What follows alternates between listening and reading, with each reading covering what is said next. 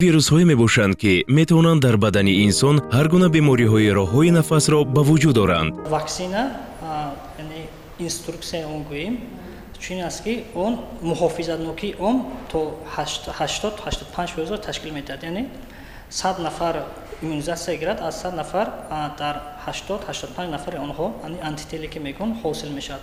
Дар 15-20 ҳолат фоизи он шояд иммунитет ҳосил нашавад бо сабабҳое ки худи вобаста аст ба организми он. Бинобар ин метавонад ки аз байни 100 нафар 20 нафар ё 15 нафар дар иммунитет ҳосил нашавад, ҳам антиген ҳосил нашавад ва ӯ метавонад ки дучори беморӣ шавад.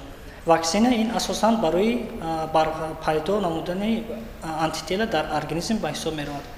Хеле ки маълум аст, то айни замон ягон дории зидди вирусие вуҷуд надорад ки бар муқобили бемории сироятии коронавирус барои тавобат пешниҳод намояд. Бинобар ин ягона ваксина ҳаст ки метавонад ки ба муқобили дар ҳангоми ба организм ворид намудани он антитела, яъне ки ҷисмҳое ки барои муҳофизат намудани организм зидди ҳамун ҷисми махсус аз тарафи худи организм ҳосил мешавад ва ба ҳамун ҷисме ки ё ки ҳамун вирусе ки ба организм дохил шуд, худи организм аз ҳисоби ки антитела ҳосил намудааст ба беморӣ муқобила нишон медиҳад. Дар шахсоне ки ваксина мегиранд боз ба беморӣ гирифтор мешаванд, шояд чунин ҳолатҳо низ ба назар расад. Дар ин ҳолат аз ҳисоби ки дар онҳо антитела барқарор шудааст ва онҳо гирифтори беморӣ нашаванд, чӣ гуна ки гуфтем, антителе ки он ҳосил кардааст дар ҳамон шахсон беморӣ сабук мегузорад. Яъне дар ҳол аллакай ҷисми бегона ворид шударо организм пай мебарад ва муқобили он зуд мубориза мебарад ва организм дар ин ҳолат метавонад ки бемориро сабук гузаронад. Як роҳи пешгирии ҳамин барои беморӣ нашудан, бемории нави коронавирус ин вакцинация мебошад. Вакцинация ҳозир ройгон аст. ягон хеле оризаҳои хатарнок намедиҳад. Манам худам гирифтам, амма калонсолиам гирифтам. Мардум ба ман муроҷиат мекунам ки бехавотир гиранд барои фоидаи худашон. Барои он ки ба бемории коронавирус гирифтор нашавем, имрӯз мо бояд ваксина гирем, яъне аз иммунизатсия гузарем, ки ин ана ҳамин роҳи халосӣ ва соф шудан аз ҳамин беморӣ мебошад.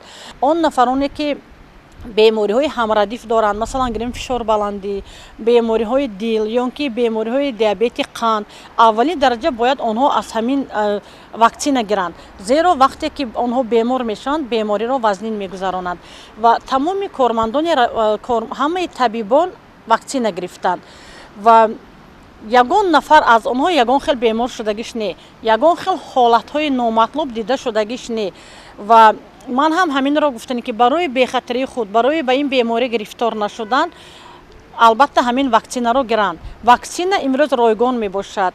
Аз ҳама беҳтарин роҳе ки метавонад ҳамин пеши роҳи фавту ин бисёр ҳам як хатаре ки вазнини ки имрӯз сокинон пешорои он қарор доранд гирад, ин ҳам бошад ҳамин гирифтани ваксина. Ва ман тавсия мекунам ки ҳангоми пешниҳод шудани гирифтани ваксина аз ҷониби табибон ҳатман ҷавонон бояд аз он истифода намоянд, зеро ҳарчанд ки ваксина пурра кафолати сироятёбиро надиҳад ҳам, лекин кафолати онро доштааст ки ҳатман онҳо вазнин намегузаронанд. Истифодаи ниқоби тиббӣ ин баробар бо ваксина кардан аст. Аз ҳамин лиҳоз муҳимияти ҳамин истифодаи ниқоби тиббиро бисёр ҳам баланд шарҳ доданд ва ман бо гумон мекунам ки аз он ки заҳри бисёр ҳам талхи ана ҳамин бемориро чашем, истифода намудани ниқоби тиббӣ ҳарчанд ки ҳаво гарм бошад ҳам